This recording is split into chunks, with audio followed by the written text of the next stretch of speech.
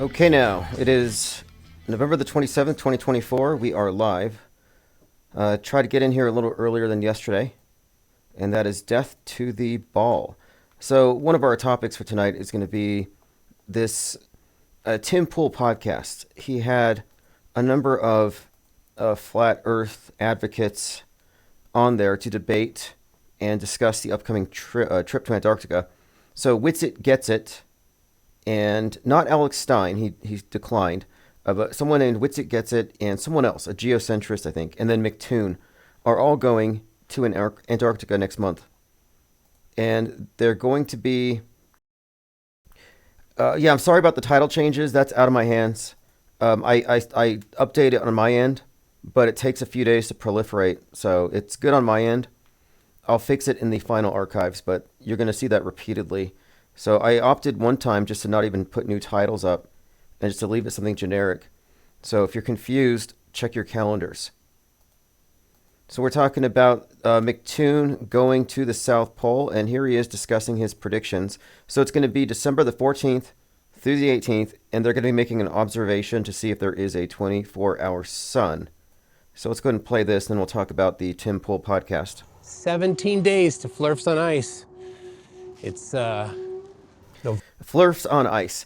And the title for tonight's live stream is actually Globvestigation, the end of flat earth dirt pizza, which is a term he uses to describe the flat earth, which is obviously a straw man. And I have my own comments on what this whole thing means, but let's go ahead and listen to McToon for just a moment here. November 26th. Let me check. Hold on. 27. November 27.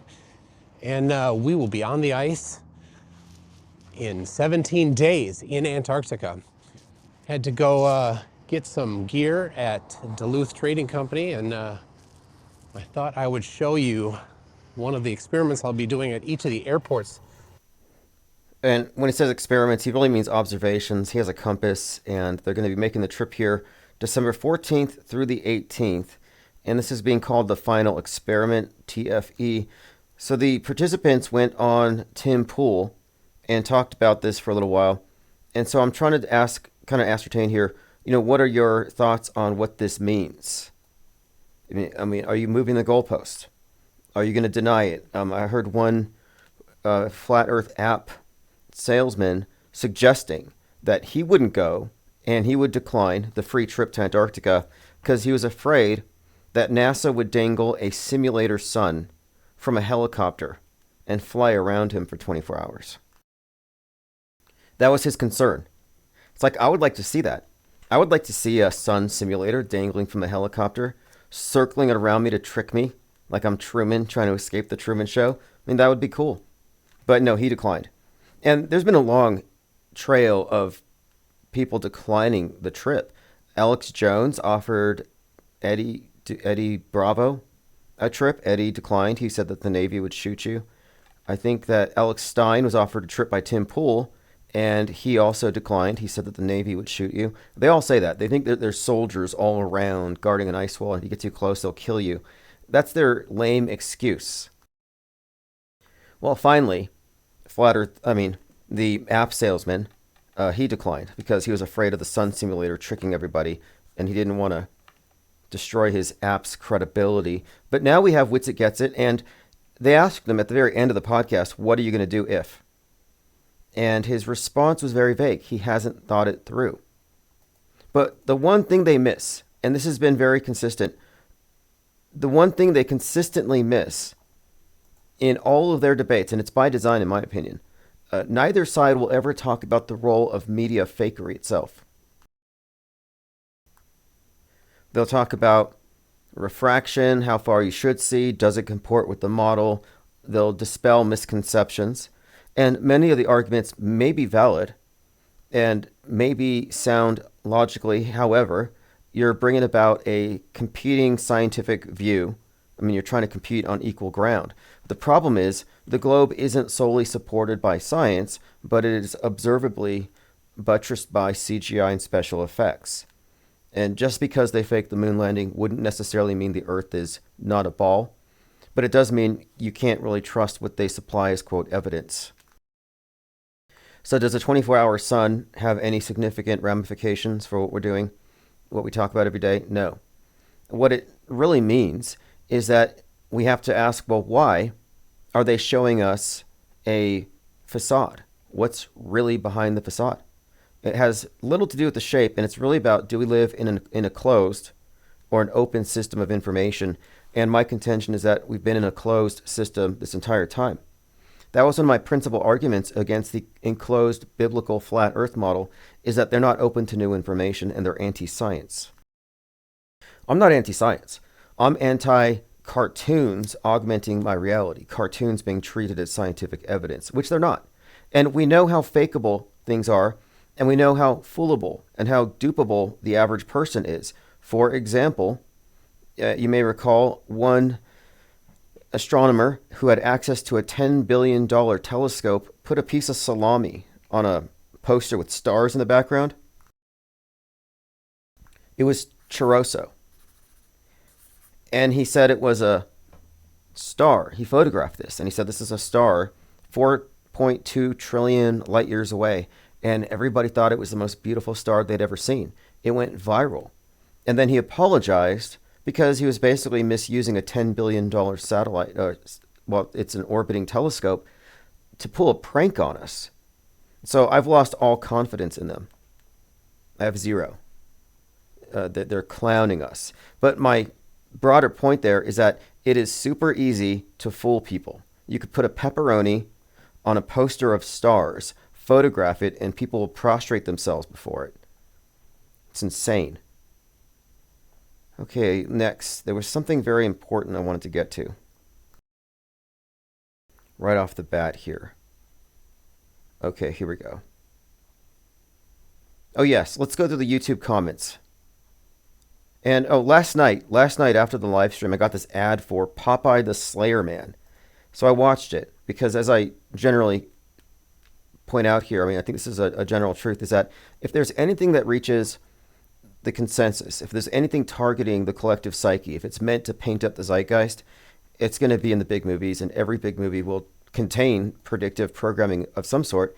And we spent the night talking about the meaning of Elton John and Jay Leno and their eye wounds.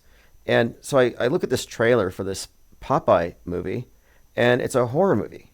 And the trailer's insane. I mean, it has basically Popeye murdering people by, like, just using his hands. But if you look here, and I don't know what the story is. The trailer was bizarre. It had to do with radioactive spinach or something. But look at his eye. He has that eye wound on the right, which is interesting considering the context of our conversation. And so, well, what the heck does this mean? Does it mean anything? And I kind of think it does. It's just this reoccurring theme. So I'm just looking at this as, well, this is just part of some kind of a broader buildup. Okay, let's see here. Joined by Reverse History, Diana South, Copaesthetic. Yeah, okay, there you go. Plain Decoded. There's a link. You can get the right channel title. Clockwork 113, Lean Dion, Jungle Jim, Diana South, The Pox Bottle. John Francis, Fuzzy Frank Baines, thank you for joining. Copaesthetic says, I'm auto-hoaxing 24-hour sun. Yeah, this is going to be interesting. So I want to know what people think. What are they going to see? And if they see a 24-hour sun, is there some kind of flat earth model which can somehow incorporate this?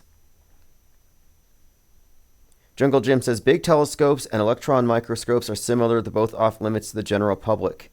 Exactly. As above, so below. When it comes to the macro and the micro, it's all trust me, bro. Trust me, science. Ted Stryker says, Lynn is wild. I like her. Oh, speaking of Lynn, I got a comment from her today. So let's go ahead and bring that up. Lynn had left this comment. Why is someone posting as Patricia Steer? Unless it's a real name. Otherwise, the person using it is too gutless. I suppose it's irony or a joke. Are we supposed to wonder if the famous Flat Earth and Hot Potatoes Patricia Steer is listening and posting in the chat room? Or would that make us gullible? Or maybe it really is the Flat Earth celebrity herself. Or maybe it's just a bot. So that's our question, or a question for Lynn. She's auto-hoaxing Patricia Steer. Is that really her? Or is that a bot? Or is it a gutless troll? So, Lynn wants to know. Mike D says, guy over at Jurassic says ML King and Trump are connected through Elvis, and now Trump is being sworn in on Martin Luther King Day. Fascinating. Now, that is fascinating.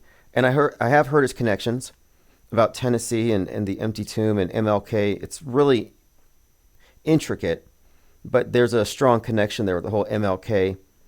It goes deep. But I pointed out here that Trump was arrested on 4/4/23. That was the 55th anniversary of Martin Luther King's assassination. And it was Heath Ledger's posthumous birthday. He would have been 44. So there you have Joker. A Joker connection, which all ties into this shooter. The Joker is the shooter. And then the assassination date. And Joker 2 was being filmed outside of the courthouse that day. And a lot of people there were actually confused as to whether that mob was there for Trump, because they drove by thinking that's what it was. But no, that was for the Joker. Ready or Not says, what's going on, Tim in chat? I watched the trailer for Nosferatu 2025. It's Bram Stoker all over again for those who weren't programmed in the 90s. Yeah, I saw a movie poster for it, and I watched a vampire movie last night called Abigail, which is rather good. No spoilers, because it's actually rather... Yeah, there's something about vampires that seem to be proliferating in the zeitgeist right now. A lot of vampire stuff. No, I mean, it's just a coincidence, but I happen to be reading a couple of books with vampires as a theme, because I think it might be useful to explain the behavior of some people. I don't believe in literal vampires, but I think there's something just as bad. The Pox Bottle says, any outcome of the flat Earth experiment, the final experiment in Antarctica, doesn't disprove flat Earth in the slightest. The realm is too mysterious to draw any conclusion. Thank you for your input. Does it necessarily prove a ball? The main problem, I guess, well, we'll have to see. What my contention has been all along, though, is that it was premature to posit a flat Earth model and then weigh it with the globe model when neither side is going to talk about the elephant in the room, which is special effects. And that is the main thing. So I brought up McToon, who's going, and I applaud him for this. But you have to remember, individuals like that, they don't know about fake news. They don't know about the PSYOP entertainment complex. So in a way, he's kind of like McTruman. He's in his McTruman show. It's an alternate reality game. They're LARPing. And there is a point where you're making authentic observations and you are doing real science. But what the question here is, what about that area where they augment it with things that don't exist? Hyperstitions and possibly some kind of a facade. So if you were to say that a 24-hour sun is conclusive of a ball, it still does not validate 60 plus years of CGI, Photoshop. It doesn't suddenly make real the 24-year-long, I guess 24 years, the reality TV show we call the International Space Station. It's still fake. Ready or Not with a spoiler. Yes, that's correct. And then I watched a Stephen King movie. It was called, or it is, I think it was Salem's Lot, the new Salem's Lot, which was rather good as well. Yeah, I called him McTruman because he's like in the McTruman show, MC Truman. Because we're talking about worldview warfare, where they convince the public that the world is such and such. And if you look at the way this place is run, we're talking about a worldview monopoly. We're talking about a knowledge disparity, billions of people in the dark, Mystery Babylon dressed up like science fiction. And we're certainly in a Brave New World dark age. So it's not necessarily an appeal to motive. I think we can justify making the claim that they have every incentive to fake the world, whatever that means. Specifically, in my opinion, concealing continents. And I think we can find more to support this notion. But I certainly think that would be reasonable as an assumption. That we're somehow ghettoized, we're quarantined. Maybe the surrounding continents or the hidden continent is a place where the programmers ultimately, like in Utopia, we were just talking about Utopia, Crisis Actor Island. Just speculation. I mean, the idea that there's more land, it has always been kind of intrinsic to my argument. I never thought that, oh, they're trying to hide the biblical flat earth. I always thought that was a fallacious and ridiculous argument. I was always curious as to why the dome believers never decided to go check out the dome and get a chunk of dome glass. There were rumors because there was a flat earth conference where there was a secret group called Skyfall, and they had a prophecy that in 2020 the firmament would crack open and the Lord would show his face. They even had Bible verses to prove it, and the non-believers would be crushed by falling dome glass. I mean, imagine waking up and everybody who's not a flat earth believer is just crushed by the sky glass. They were talking about this, and someone was actually showing, and they didn't let anybody take pictures. They were passing around a piece of the dome glass that they claimed they found in a desert somewhere. Now you can laugh at that, but is it any worse than astronauts handing petrified wood over to the government of Holland as a gift and as evidence that we went on the moon? No, it's just a holy relic. It's a religious relic. It's a tool to convince the gullible.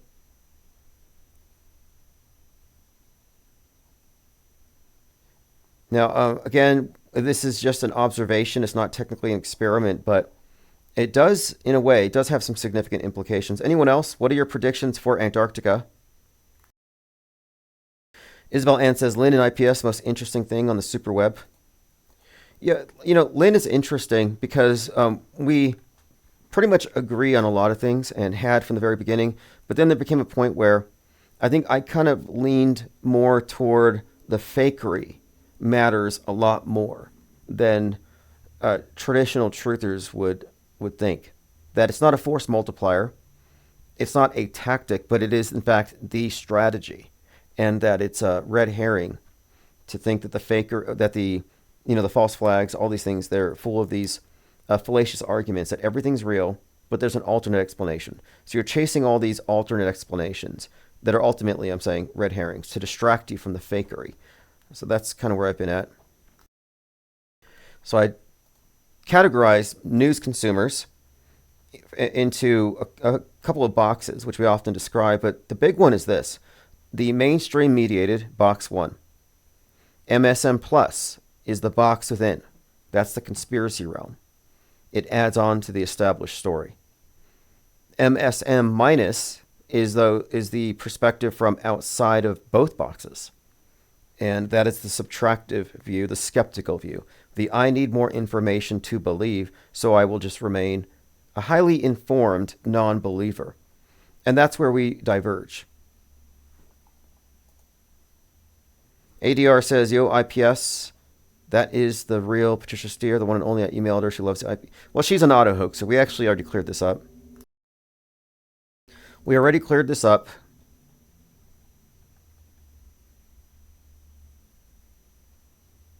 Tony Blair says, how about humans are actually AI? Well, it's certainly true that Elon Musk's robots were just people in robot costumes or real robots with human operators pretending to be AI talking to people. It's just a facade. It's fake. And he's been called out.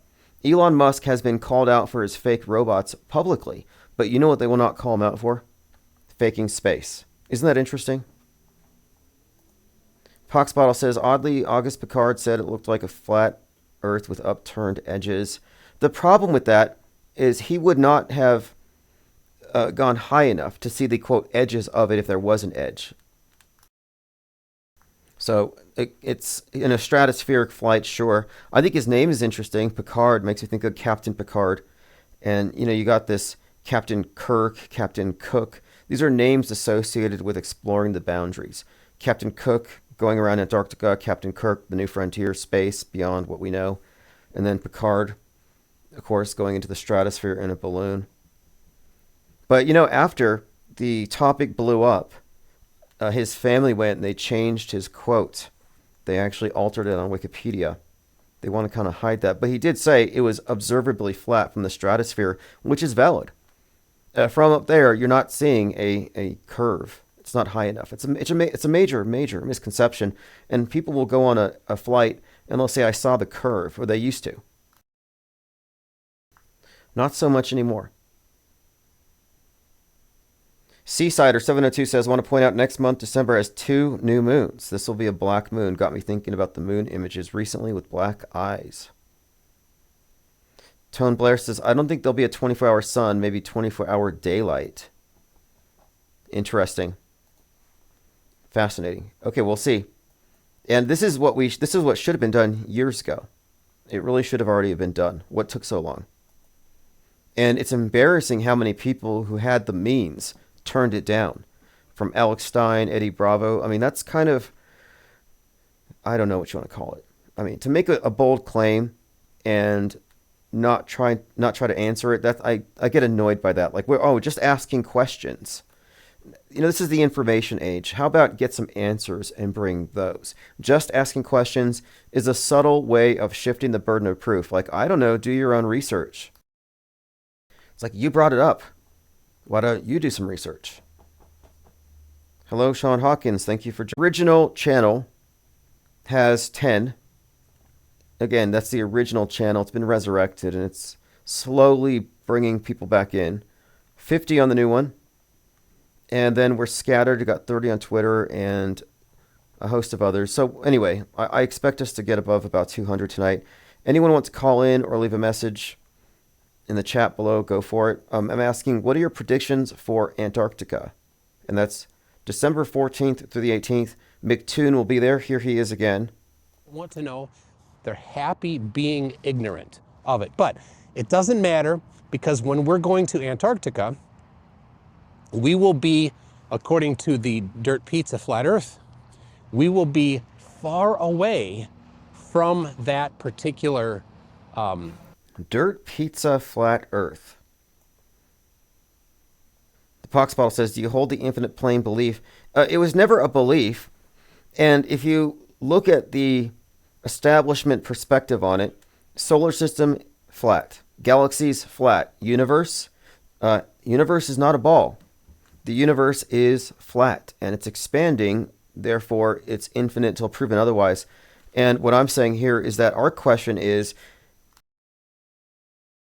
fundamentally, it is really what is at the edge and what's beyond, or is it what they say? And so it's not a ridiculous question. You ask someone, what's at the edge of the earth, or what's at the edge of the universe? They say, I don't know. But you say, maybe they're lying. And they'll say, well, what's at the edge of the flat earth? It's like, well, I don't know. My questions, I think, could be answered more readily, which they're going to answer right now. But no, I never said it was a belief or a model. It was the rejection of a model. The Flat Earth Society had the pizza in space floating up. And I thought it's premature to posit a model when you have no evidence to support it, and you can't weigh that against the status quo, although you can reject the status quo if their evidence is faulty, if it's coming from pathological liars who use special effects to pretend they're in space. So that left us in a state of shape agnosticism. So infinite till proven otherwise is just a skeptical suspension of judgment. However, the rationale is what we often discuss. What is the point to this? What is the point to a fallacious worldview? And I take the Truman Show perspective. And the Truman Show perspective, in my view, doesn't have to be a physical Truman Show, but it's the simulation in your head. And the simulation in your head may or may not comport with the real thing. It certainly doesn't with regard to weapons of mass destruction, mass shooters, planet killer asteroids, various forms of eschatologies. There are many ways in which, obviously, our worldview is saturated with hyperstitions, things that do not exist. But the question here is, are they lying about the big picture? And I'm saying yes.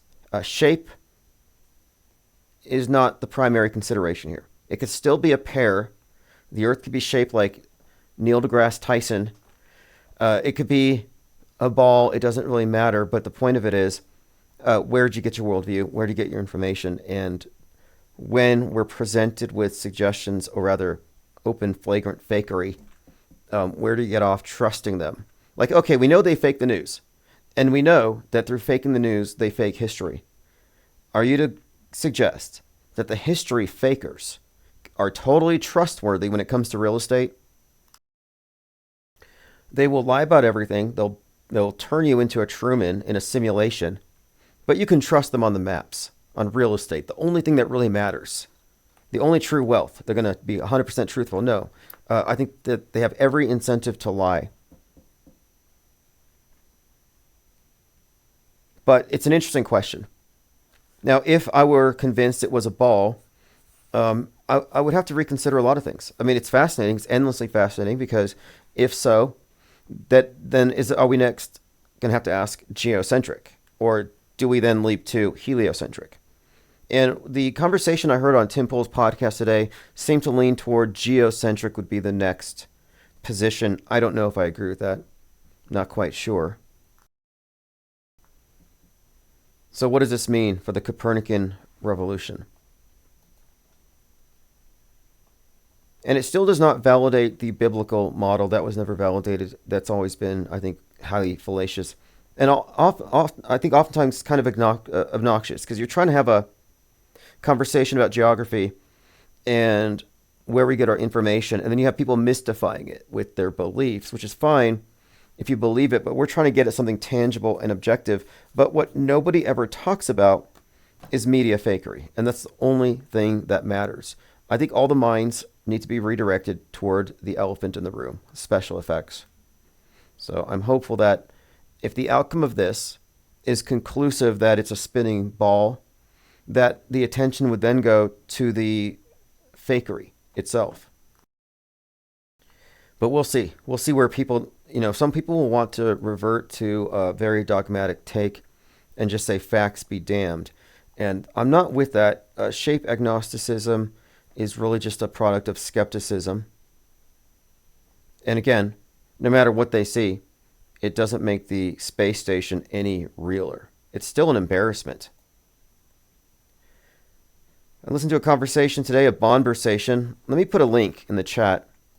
And you get these links if you go to minds.com/Infinite Plane Society. Orphan Red and John the Bond talked about remote viewing primarily, which, I thought it sounds to me like clairvoyance. Sounds like clairvoyance. But interesting stuff.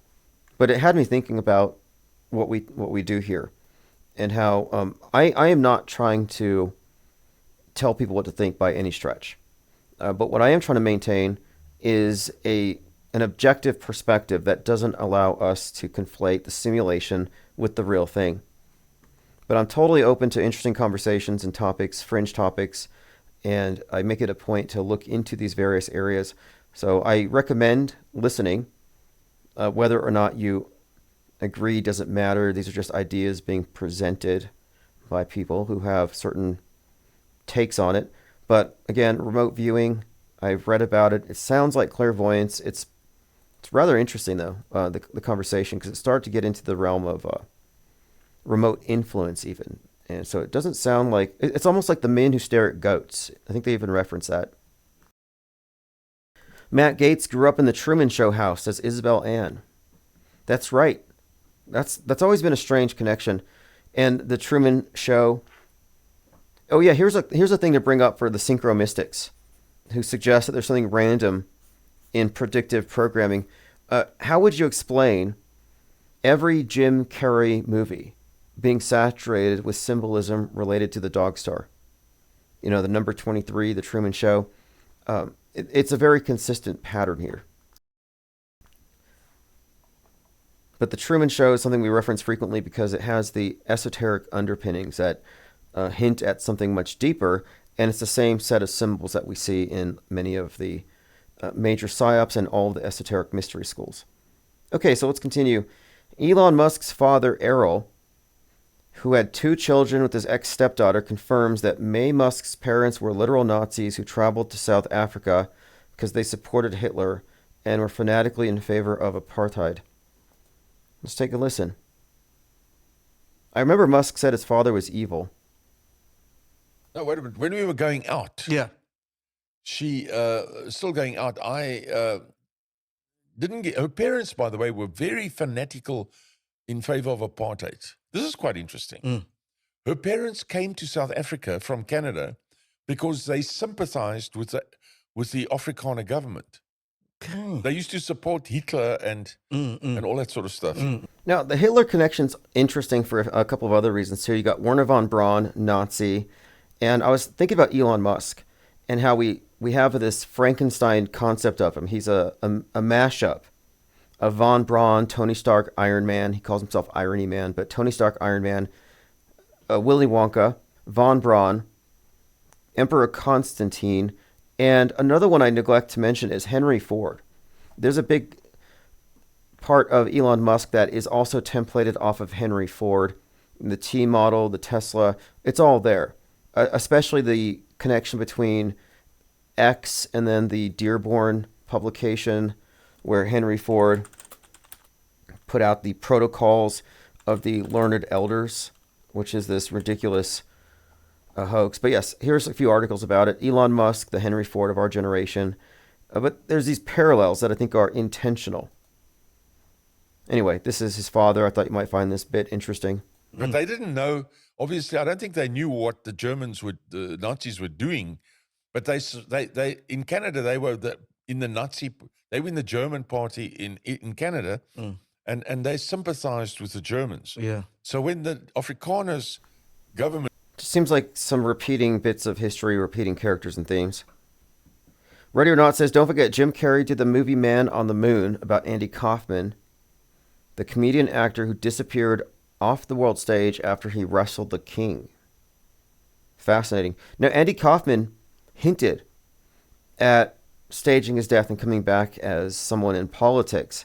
And there are some people who made this connection with Andy Kaufman and Andrew Breitbart, which I can slightly see. Satan 2, ready to launch. And now would be a good time. Thanksgiving weekend. Putin's nuke showdowns. Russia preps Satan 2 for launch. And this is from the Economic Times.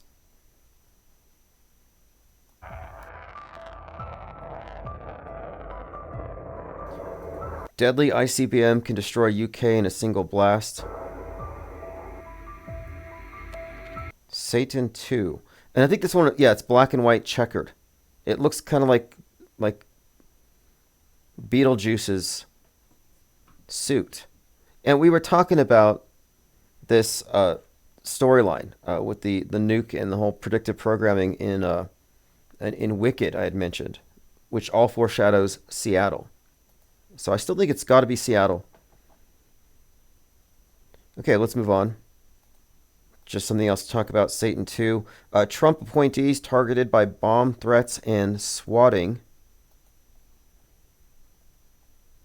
Alert violent left trying to kill members of Trump's team. Several of President Trump's candidate nominees, administration appointees were targeted in violent threats to their lives. Bomb threats and swatting. Trump and the transition are focused on doing the work of uniting us, blah, blah. That's from Tom Fitton. Oh, Tom Fitton. Anyway, it says, Trump as our example, dangerous acts of intimidation and violence will not deter us. So the transition spokeswoman put out a statement. But yeah, it does look like there are reports of swattings. Stage hanging. Kai Cenat hired a magician that faked and scripted someone into hanging. I saw this. This was some kind of a PR stunt where they had a simulated lynching. Turns out this was a professional. What the fuck? People do anything for clicks. And this online, I guess he's an influencer. His name is Kai Cenat. Magician Max Major pranks him with a hanging stunt. Social media star was streaming this. And yeah, he was in on it. It was obviously some kind of a hoax. It's just trending right now, so I thought there might be something to this hanging man thing. ADR, Elon's technocracy roots. Yes, I've seen this.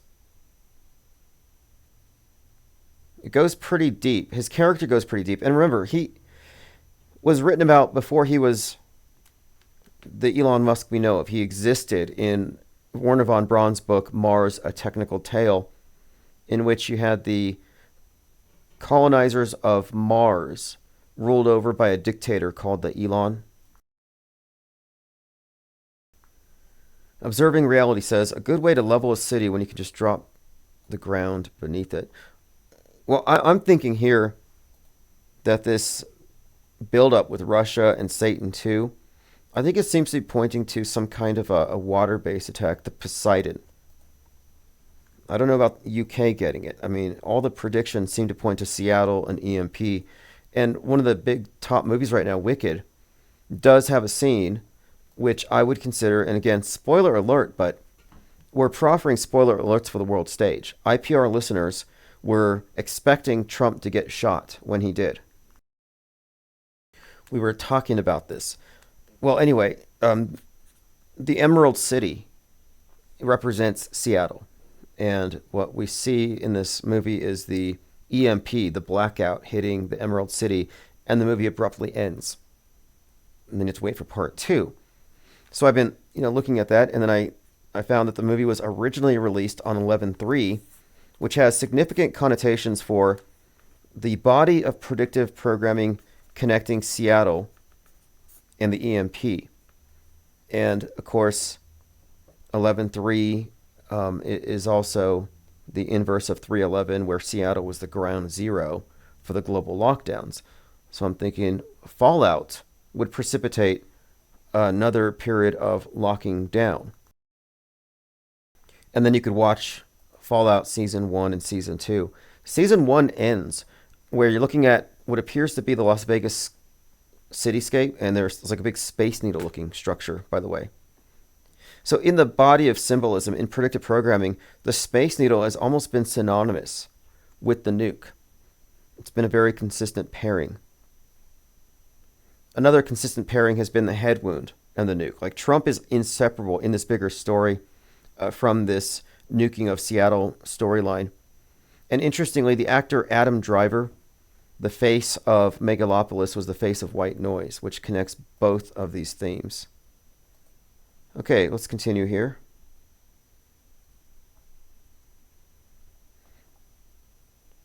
We talked about predictive programming and how we're being coerced to pre-agree with future news.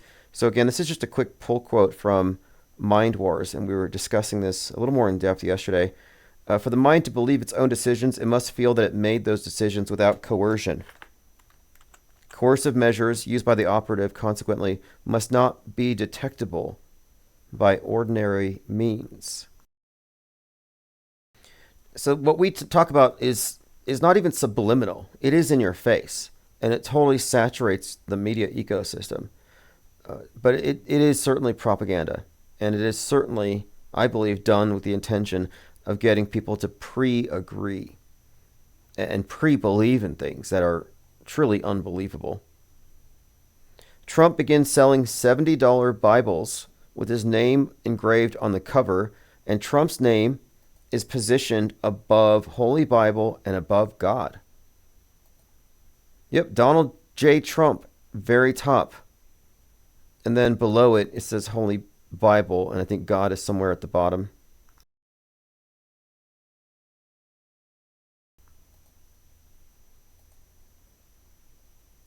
Let's move on.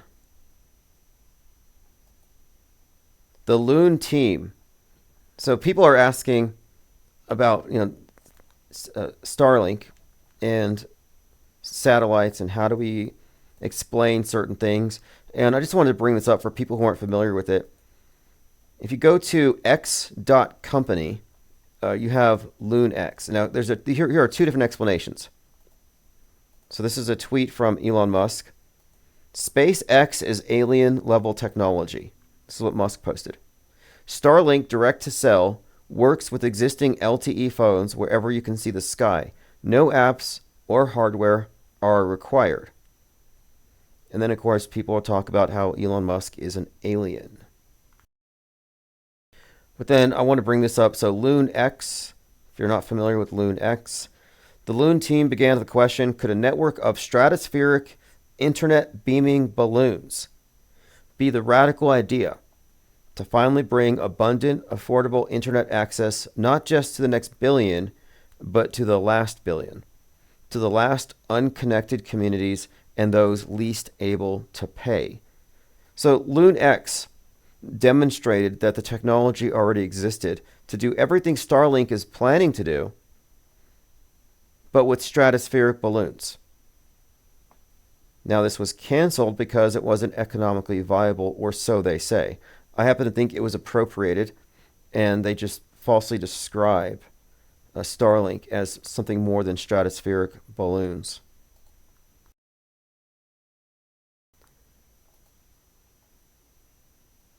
Okay, moving on. This is just a quick flashback. We were talking about the symbols during the Paris Olympics, and you had the bullet in the right eye of the moon from Trip to the Moon. That was in their opening montage. And I picked up a copy of Salman Rushdie's book called Knife. And in the intro to Knife, he talks about how the night before he was stabbed in the eye, he was staring at the full moon. In fact, I want to see if I can verify that it was a full moon that night. Because he says he was thinking of this image of the bullet in the eye of the moon and how ironic it was that the next morning he had been attacked. But here are a couple of hints here. It was a hit placed on his head 33 years prior, and the bounty was at $3.3 million. So make of that what you will. Anybody here believe it? I kind of think not, but this is just one example of this image of the person with one eye popping up, and I'm wondering what the deeper significance of it is. I'm thinking we've often pointed out the very consistent signs, the one eye being covered. It's such a common theme. Again, I brought this up, the new movie Popeye the Slayer Man, and he has the one eye symbolism. Like Dr. Evil, the scar over his eye. Again, if you just got here, we're asking the question, what are your predictions for Antarctica? There's going to be a group of Flat Earth and Globe Earth believers heading down to Antarctica December 14th through the 18th to observe and attempt to spot a 24-hour sun or note the lack thereof, which would be a game changer if true. So we're waiting to see what's going to happen up there. But I'm kind of curious as to what people are planning to do with the information, whatever it happens to be.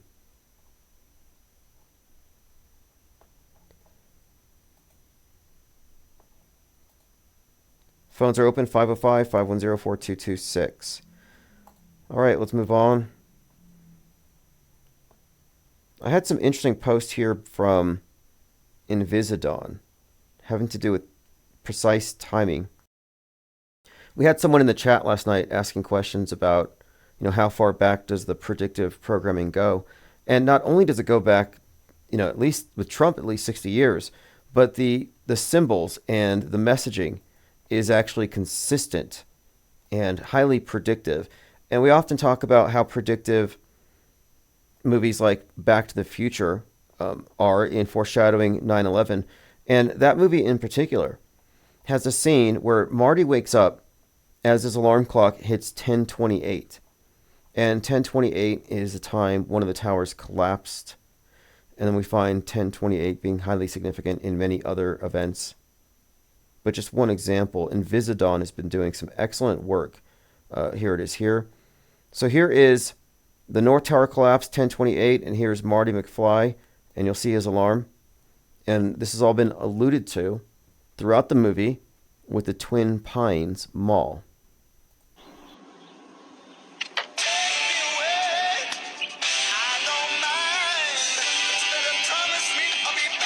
Now, 10:20, back in time, lots of strange time travel references. And I bring this up again because Biff Tannen, the antagonist in this movie, he is based on Donald Trump. And Donald Trump is now officially in his Biff Tannen phase. Messianic Charlatan says, isn't Salman Rushdie played by Stanley Kubrick? No, I don't know where people came up with that claim.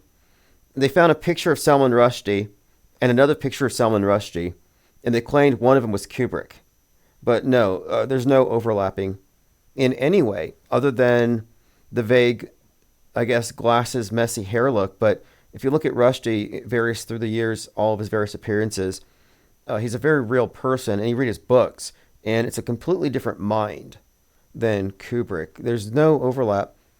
It's just one of those almost memes. And many times, Truth or Veil is oversaturated with memes that haven't been properly vetted. You know, and if you don't process memes properly, you know, you can acquire that kind of the fog of Psywar is what I call it, where you're asking questions, isn't this person that person? Well, that's not something that you should be on the fence about. It should be, and if it is true that this person is that person, then it's a major clue that you could expose and use it to bolster all of your other claims. So I'm always at the point where let's go ahead and start answering these questions, and let's go ahead and dig, see if the bodies are actually there. Tim Hamby 001 says, will the people be tracked along the whole trip? Well, there's a group. We'll see. Like, you think they might possibly be put somewhere else, like maybe north? That would, I mean, do we trust these individuals? That's one question. Like, I think it's very suspicious that Witsit Gets It never talks about special effects. They don't talk about media fakery, but they try to argue as though they're on a level playing field. And it's not like it's science versus a belief system. It's a belief system. It's a belief-based model versus the same. I think they're both on equally shaky ground, which is why I opt for shape agnosticism until further information. And then even if I were to say, and I think it would be great, I would love conclusive evidence, but it's not what they've shown us. But it doesn't really change much. Our central question is still about the role of media fakery, special effects, and the intention behind it, which is faking news day by day creates fake history. They control fake history because by doing so, they control the future and the past. And this is an indication that, and maybe some don't want to hear this, but we have already been conquered. What defines humanity as a species, really what defines us, is our simulation, that we are in a collective hallucination. Not that it's a bad thing. I mean, for the most part, it comports to the real world, but it's in those areas outside of testability where they have room to play, room to add stuff, out of sight, out of mind. And what does this mean? I don't look at this as a benevolent dictatorship. When I look at the role of illiteracy in maintaining power disparity, and what we're confronting today is mass illiteracy, only it's visual illiteracy, where we are defenseless against televised broadcast lies. And that state of confusion that I often see people in, especially truthers, it's cognitive dissonance. And it's actually the purpose of the Psywar itself. They have, this is something that they have accomplished. The atom bomb obliterated objective reality. Now, it didn't really blow up. I mean, I'm saying it's a construct. But the instant they inserted that into our collective consensus shared worldview, they reframed everything. They put us into the end times. Like, we are conceivably in the end times. A few bad decisions, a few tantrums, a few powerful people waking up on the wrong sides of their beds, and we're all dead. We're all locked down. Dark ages, cannibalism. Like, that's now a possibility. And I'm saying I don't live in that world. I don't live in the world where it's about to end and it has an expiration date. I don't even believe in planet killer asteroids. Okay, let's continue here. Someone says, Tim Hamby, hard to trust anyone, which sucks.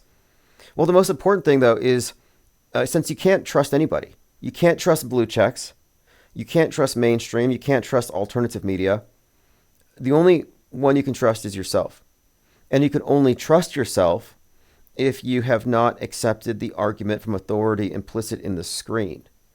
So it's not about choosing the right sources. You have to become your own primary source. And so there's a point, though, where you realize I can't fact check everything. And so at this point, you have to realize if I don't have enough information presented to me by the claim makers, I'm under no obligation to believe it. It's their job to provide a burden of proof.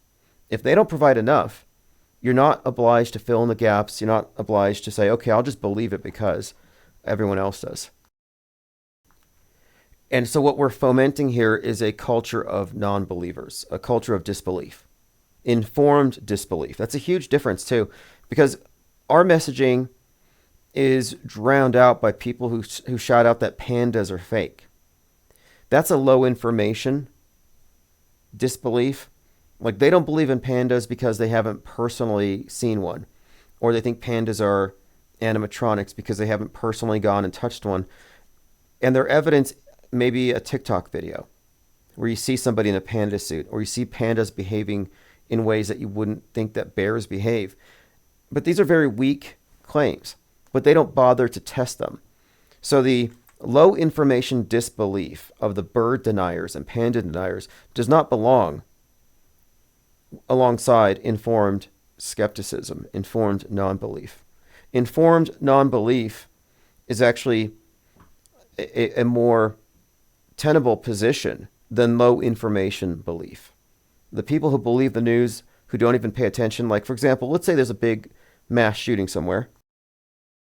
The people who believe it because the headlines, who don't know how many died, what time, and what agendas are packed into it, they don't have enough information to credibly say it happened. And if you can look at it and say, I have reason to think it didn't happen, you're actually on a higher, I would say you have the intellectual high ground. You know why you don't believe. And we're in a world of subjective belief systems that overlap and they merge with fictional universes like Gotham. We live in Gotham on Planet Netflix, Disney Universe.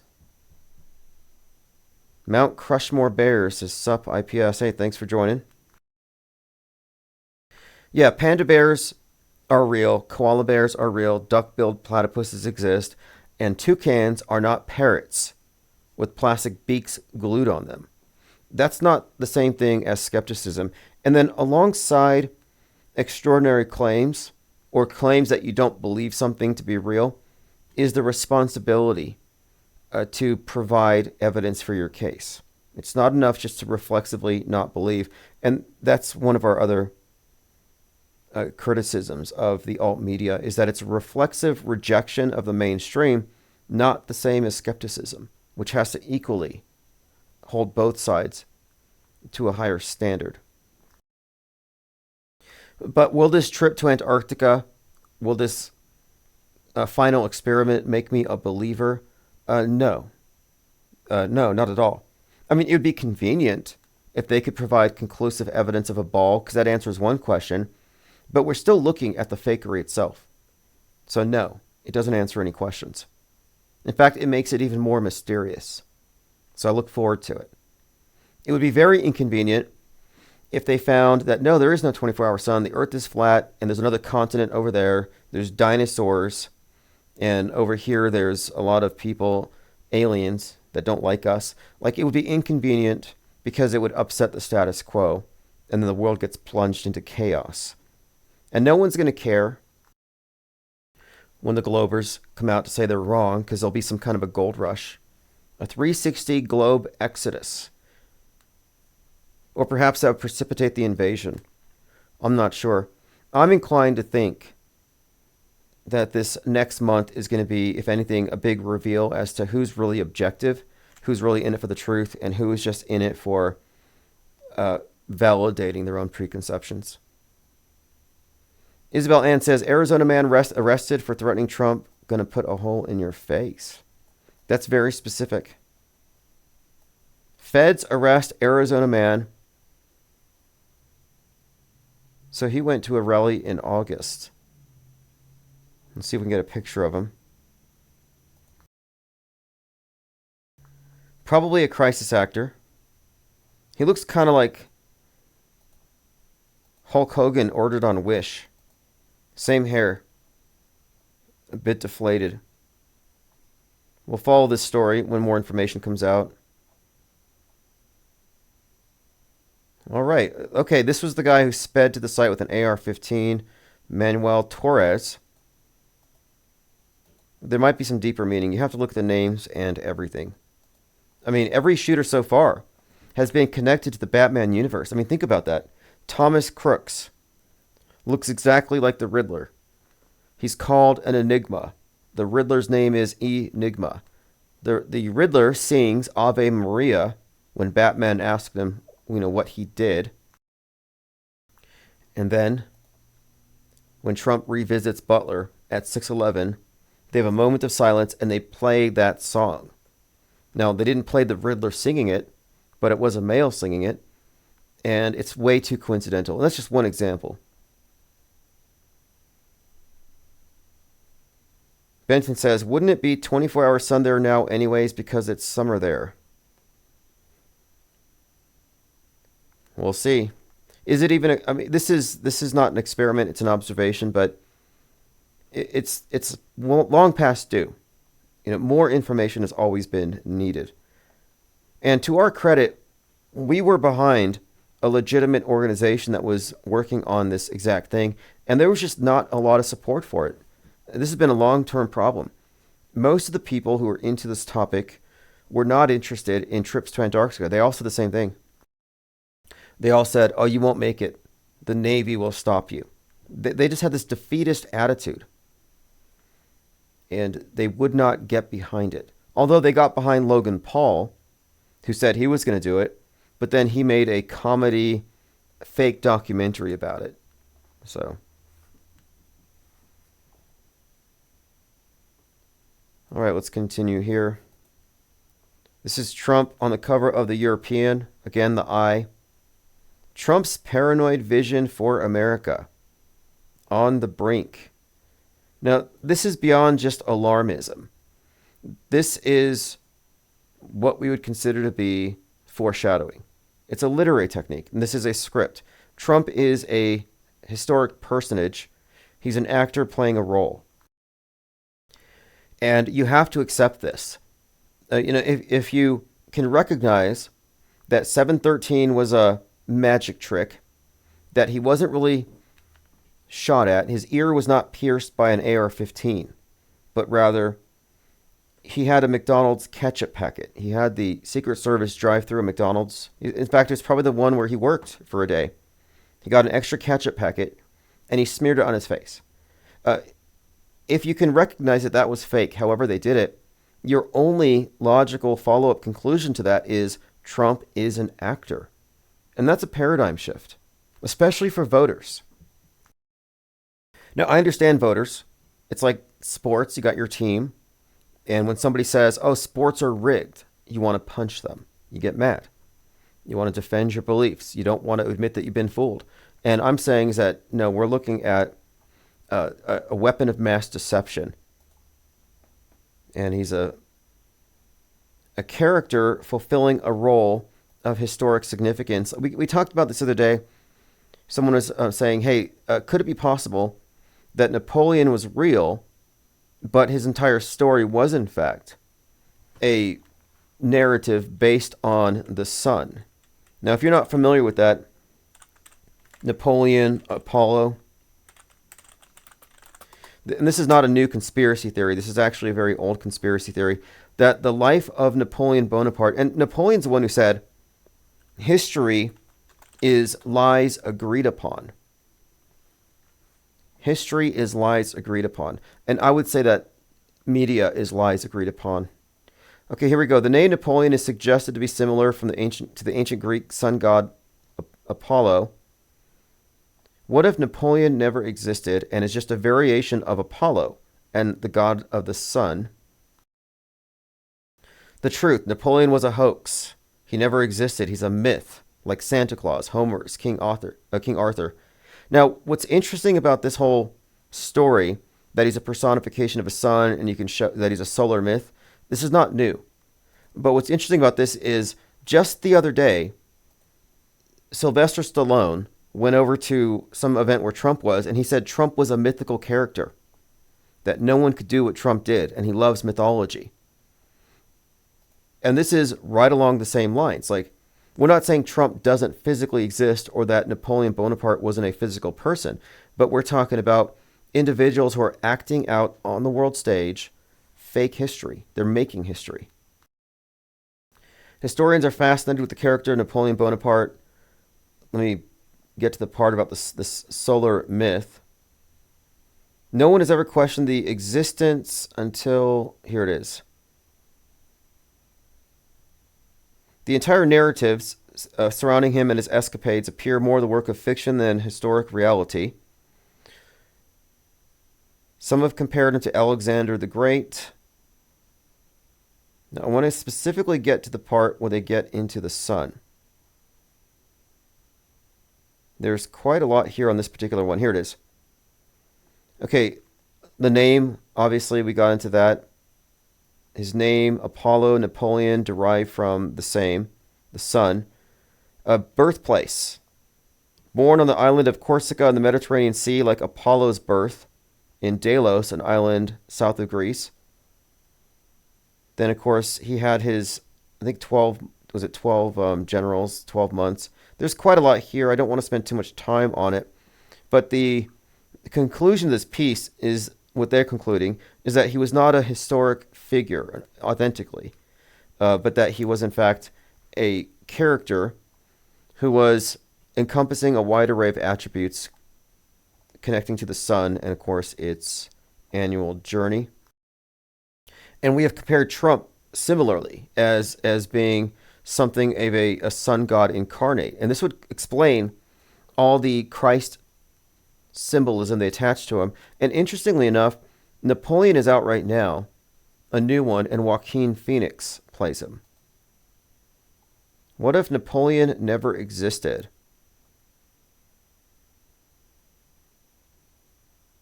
This is not a new story. I'll probably do some more research into it later. I'm just pointing out that this is not a new system.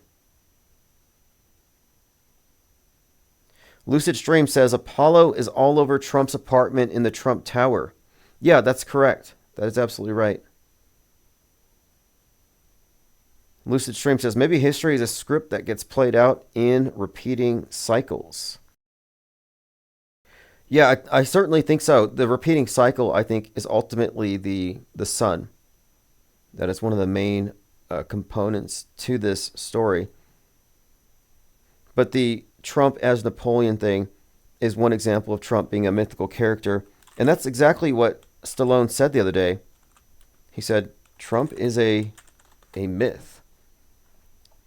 He says he's a mythical creature.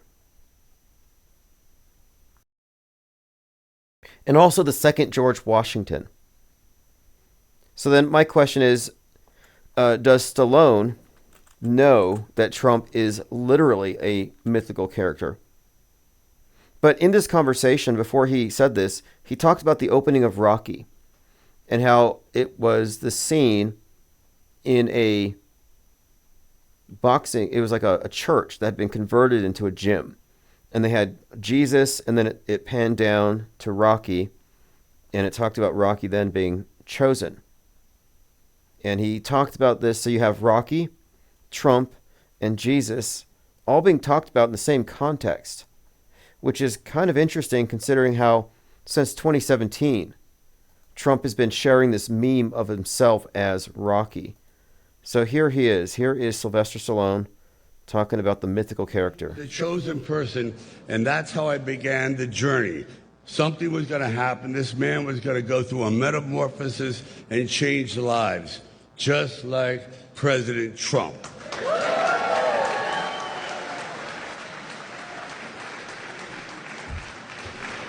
We are in the presence of a really mythical character. I love mythology. And this individual does not exist on this planet. He does not exist. Trump is a construct. Donald Trump does not exist. He exists in your Truman Show simulation in your head. He's an amalgamation of a lot of scenes. He's basically a movie character. Now, the actor is real, but his performance is carried out on the world stage, which people conflate for the world itself. And that's the primary deception and the only real conspiracy. You know, you can be a conspiracy theorist and be paranoid about 5G towers and cabals and deep states and all this stuff, but the big conspiracy here is the faking of history. And we're looking at the system. This is their MO. This is the big conspiracy. It's in your face. And here he is talking about Trump not existing. And this is, maybe he's saying it ironically, but knowing most people think he's just, being kind of figurative. This individual does not exist on this planet. Nobody in the world could have pulled off what he pulled off, so I'm in awe. And I'll just say this, and I mean it. When George Washington defended his country, he had no idea that he was going to change the world. Because without him, you can imagine what the world would look like. Guess what? We got the second George Washington. The image... Second George Washington. Anyway, mythical character. Just kind of reiterates the point. And this could be said of Musk. It could be said of any number of actors on the world stage.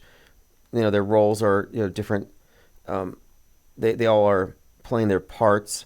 But the world stage makes a great deal of sense as a model. But it's not that the world is a simulation, but that our internal consensus version of it is largely, for all intents and purposes, a sim. At least it's augmented. It's an augmented reality. We have so many examples of Donald Trump pre-existing Donald Trump. I mean, he has saturated our collective psyche by design. Here's another example. This is a Donald character who's some kind of a devil. But you can just call me the Donald. You can call me the Marshal. The Simon here. Just plain Radford. You know, it kills me to see a business like this not living up to its earning potential. You can say that again. Maybe I can help you. Just another example of Donald Trump as the devil. He's Damien Thorne, DT, Damien Thorne. Recently we're talking about Donald Trump's predictive programming proxies. He was Rupert Thorne in Caped Crusader, where Batman throws a boomerang and cuts his ear. So Donald Trump pre-existed Donald Trump. He is a mythical character. And he's going to be inaugurated on MLK Day, which is highly significant considering he was arrested on MLK's assassination day, which was 4/4, which again has all kinds of fascinating connections to Joker and the Batman universe. Let me play this clip. This is from World Stage. This is concurrent programming pertaining to Utopia. The amazing thing here, folks, is that 6 months before this global pandemic, we were doing a TV show about a global pandemic. We were pretending that this virus was sweeping the nation and people didn't know where it was from. Now, one point about Utopia, if you haven't seen it, Utopia is about a group of comic book fanatics who find out that the comic books are predicting the future fake news. And they get their hands on a future issue, which now makes them dangerous because they know what's about to happen. Sort of like what we're doing. Only in this movie, these would-be auto hoaxers get killed by this government hitman who looks a lot like Mark Sargent, and his name is Arby. Okay, let's continue. Extraordinary in their parallels. And a lot of really eerie events take place, including a pandemic and people dying from it. And this was written far before COVID. Going back and forth from my laptop, editing scenes of, Hot Zone and this mysterious virus, and then looking up at the TV news and seeing scenes that were way too close for comfort. Yeah, life imitating art in a scary... Again, life imitating art. We have to update this. Life does not imitate art. Psyops imitate the art. They precede the psyops with foreshadowing and saturating our realm. I guess the realm of possibilities, you could say. They saturate our minds so that we accept things into that which don't actually belong. So life imitates, or rather, psyops imitate life. And then, of course, the psyops are mistaken for real life. So we're talking about fake news imitating entertainment. It's not real life imitating what we've seen in the entertainment. Continuing.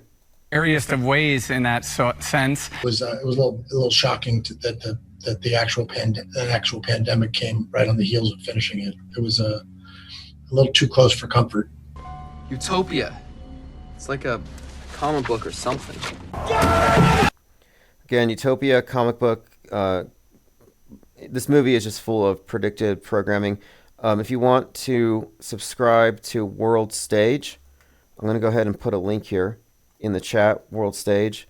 He's doing compilations of what we call concurrent programming, which is when the predictive programming is concurrent with the news or it's right before. Oftentimes it's right after. It's usually really close. But concurrent programming is an even better indicator, a better clue as to what we're looking at than predictive. Because when you're talking about predictive programming, you can look back at a huge body of content and you can almost make anything appear to be true if you have enough material to draw from. But when it comes to the real-time concurrent alignments, you can rule out sharpshooter fallacy. So concurrent programming really is cutting edge. If you see the mirroring between what happens on the news and what happens in what is projected onto the collective psyche through big movie productions, it's always paralleling. And the indicator is its popularity. I watch everything that's number one. I watched the number one show on Amazon last week, Canary Black, and the bad guy looks exactly like Putin, and he has a digital nuke that he's threatening the world with. And the physical resemblance is remarkable. Kiddo Core says, turn off the TV and your opinions on things change a lot. Yeah, even if they're not overtly ideological, the news agencies all report from an assumed worldview, an assumed set of conditions and presuppositions. So they're liars, even if they're 100% honest. And that's the nature of this thing. To get into the alternate reality game is to enter into what you could consider to be almost a collectively agreed upon set of lies. Like Napoleon said, history is lies agreed upon. And we are talking about history. Fake news, the term fake news, that really minimizes what we're talking about.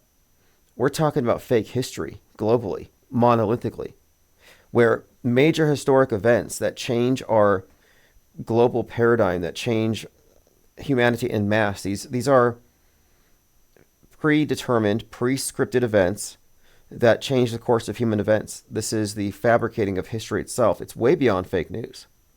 Mount Crushmore Bears, what's your favorite movie? I think the most relevant movie to our conversation is probably In the Mouth of Madness. A John Carpenter film. And it's about an author whose books are so popular, they outsell the Bible. And when everybody's reading these books, collectively, the world view shifts. So now this is the dominant influence. And so you can just look at the books of this horror author, Sutter Kane, as a metaphor for Bibles, Qurans, or television networks. And if everybody gets on the same page, the same holy book, the same political philosophy, then you have the person who writes it has real power. And this author, Sutter Kane, is now the dominant influence globally. And so he disappears, and the main character is an investigator sent to go find this author. And he goes to this place where he is, Hobbs End, in this castle with a typewriter. And behind him is a tear in reality itself, and it's this black void of chaos. And as he types, whatever he writes manifests, which is kind of a parallel to the Bible and the chaos, and then there's the word, let there be light. Only instead of God, it's this psychotic author, and he's able to essentially take over the script through which our entire world is presented. It's like in a way what we talk about, the meta script. And I'm saying that that really describes how things are, that we are living in a meta-scripted worldview. And Sutter Kane would represent the monolithic media. And they're the dominant influence. They have a worldview monopoly. And the movie ends where the main character is in a movie theater watching his own life unfold on the movie screen, and he starts laughing, having this maddening epiphany. And I think that's a big reveal, considering this is John Carpenter. They Live. So John Carpenter knows what's up. He's 100% a meta scripter. He's in on this big picture. And I took that to be a big reveal about how we are all living somewhat in a movie. And interestingly, it was kind of suggesting that we live in a big open air asylum, which I often say. This is why I say, hey, truthers, resistance is futile. Everything's under control. Because even if you were able to gather a bunch of people together and try to make change, it would be akin to organizing a lot of mental patients to try to take over the hospital. It's like, no, you couldn't organize. You could organize and go up against the orderlies, but you're not going to get out because none of you are in the right frame of mind. You're dependent on the system. You can't organize a lot of, like, here's an example. If you go out and move into a bunker and you have food for years, you have all of the DVDs of Friends, season 1 through 17, you've got everything you need to survive the apocalypse, you are not off the grid. You're in fact in a prison cell, and you're imprisoned by fears of things that don't actually exist. I don't think you can go off the grid unless you're off the grid mentally. Matt Armitage says the victors write history. Yeah, absolutely, and they write it day by day. It is truly Orwellian.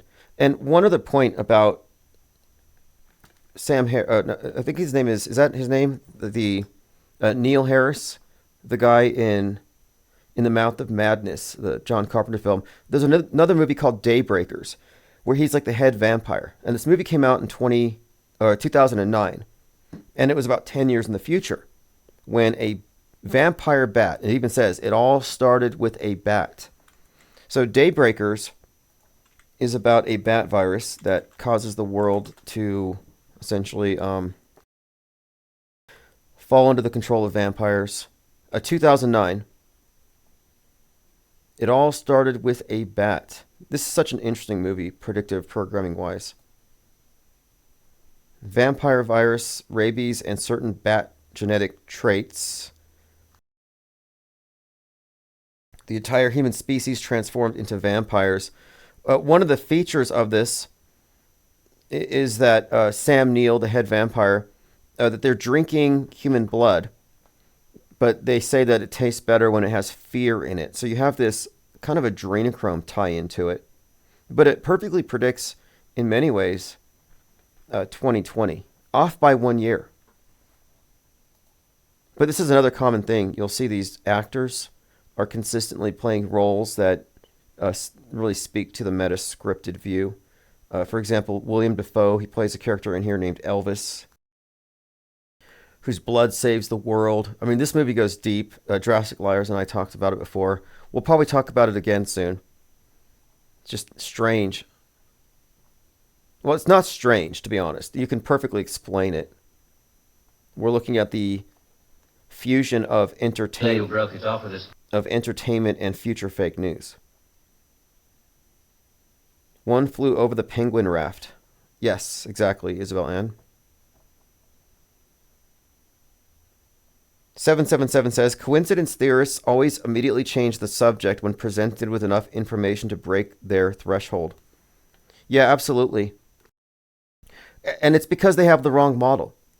So coincidence theorists are normal people who are presented with all of these strange alignments between entertainment and news. And the best they can do is, these are coincidences. These are eerie coincidences. Maybe we live in a simulation. That's pretty much where they go, and they dismiss it. And the reason they arrive at the wrong conclusion time and again is because they don't recognize that there is, and this is systemic, this is intrinsic to what media is. We're looking at the purposeful synchronization of messaging between all entertainment, movies, video games, comics, and books, and the agenda, the big agenda. They're writing our zeitgeist, but it's beyond just vague influence operations selling us on dystopianism. It's actually about, it also includes a very specific events. And every major fake event, every major psyop is preceded by copious amounts of predictive programming. So everybody's already prepared for it. And we saw this on full display on 7/13, because leading up to that, there was not a single pundit out there not talking about Trump about to get it. It was hyped up. Everyone, Alex Jones, Laura Loomer, Tim Pool, everybody on the right was basically chanting Trump's going to get shot, and then it happened. So nobody was surprised. And this is the trick. Nobody said it was fake. Everybody said, we were expecting this. Oh, it was going to happen. It's bound to happen. So they set your expectations so that when it happens, it goes down easily with zero skepticism. Kiddo Core says, more likely to find truth in fiction movies and books than anywhere else. Yeah, like Ukraine Vids used to say, truth in movies lies in news. Again, that was Russian Vids, changed his name to Ukraine Vids in solidarity with Zelensky. Bold move.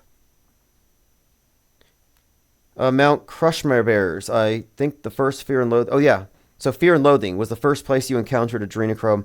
That's where it became a hyperstition, where it was inserted into the collective psyche as a real thing.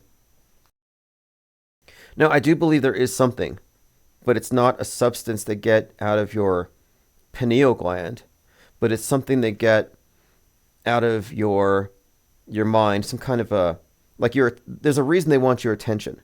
Like they're taking your soul. They're not taking your adrenochrome. And it's worse. It's probably worse if you think about it.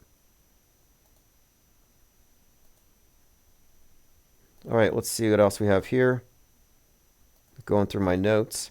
I highly recommend Newsbenders. I talked about this yesterday. If you haven't seen Newsbenders, this is truth in plain sight about how all news organizations around the world fall under the power of the classified World News Service, which operates between government and media, and it provides stories that they need us all to see. So this entity in this play is responsible for manufacturing our worldview, and they write our news 5 years in advance. I think this movie itself even hints at 9/11. So I think it's safe to say 50 years in advance, 100 years in advance, but with specificity decades in advance for big stories. Personally, I'm looking forward to the atom bomb. I think that we should give all credit to Jonathan Nolan and Christopher Nolan for when it's finally pulled off. Esteban says it's called Mana, also Vitality. Yeah, it's an intriguing topic, and I want to delve deeper into this idea of intention, attention, and the harvesting thereof, and what potential use it could have if we're indeed looking at something more than mere propaganda. And I'm inclined to say so, and I don't think it's delving into the mystical, but rather it's just, if we're looking at emotional manipulation, psychological manipulation, is there a level that we could term, quote, spiritual? Yeah, absolutely. But that term doesn't mean anything more than, so at this point, subconscious, intuition, perhaps even cutting us off of a more comprehensive understanding of what consciousness is, killing our soul, telling us that we're just evolved apes with big egos trying to cope with the meaninglessness of everything. Like, I don't really believe that. And there would also be a lot of incentive to have us believe that. So I'm always looking for new information. But I also see that there's a clear agenda to confuse us and to get people to believe that we're in a simulation physically, so we don't piece together the distinction between the real world and their version of it, because they aren't the same thing. Okay, well, tomorrow is Thanksgiving. There's a good chance I'll be live here tomorrow afternoon. Now, here's a quote that some of you might find interesting. And I think the truth here is in this direction. I don't think this is it 100%. This is from Jason Christoff. The people who rule us know that we create reality with our thoughts. Our human farmers make us watch the coming attractions at the movies or trailers. And what we see becomes a trail for us to follow, and we attract into our reality the pictures they place in our minds. They use the movie projectors on us because we are the ultimate projectors of reality, and they need us to create their dark, demonic world. You are a creator. Stop lending your magic to their darkness. Now, that's an interesting take, and I think there's a lot in it.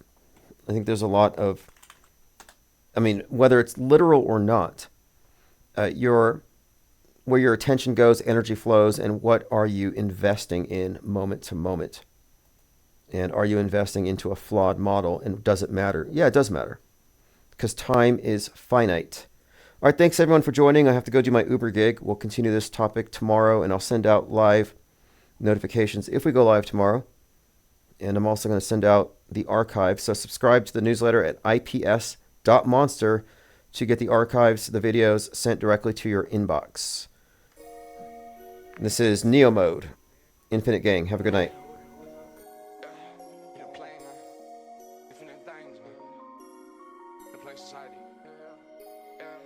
Infinite plane, infinite plane, infinite plane, infinite plane. Doing my thing, do my thing, do my thing, do my thing. Infinite plane, yeah. I live on an infinite plane. I live on an infinite plane. They telling me different things. That's supposed to be pulling the strings, but I know they playing the games. Since I found out today, I live on an infinite plane. I ain't playing no games. I'm on a different plane. I live on an infinite plane. Yeah. I know the news is fake. They're trying to choose my fate. I know the views is fake. They pushing the global stage. Fake news on the radio wave. All the hoax, the whole world is a stage. Bloody double like I'm Saddam Hussein. Doing my thing. Don't want the fame, just trying to make change. They took out my page. But I'm infinite gang, infinite plane, playing no games. Infinite gang, we ain't playing no games. Infinite plane, I'm on an infinite plane. Infinite plane, the world that I live in is strange. Cause I'm on an infinite plane. I'm doing different things, yeah, I'm on an infinite plane. I'm on an infinite plane. I'm on an infinite plane. Stay with the infinite gang. Step on the street, pulling strings. But they can't follow the game. I'm on the infinite plane. Infinite gang, man. That's in your mouth. I stay in my place. Infinite plane society, man. Yeah, man. Hello, I can just black roll out.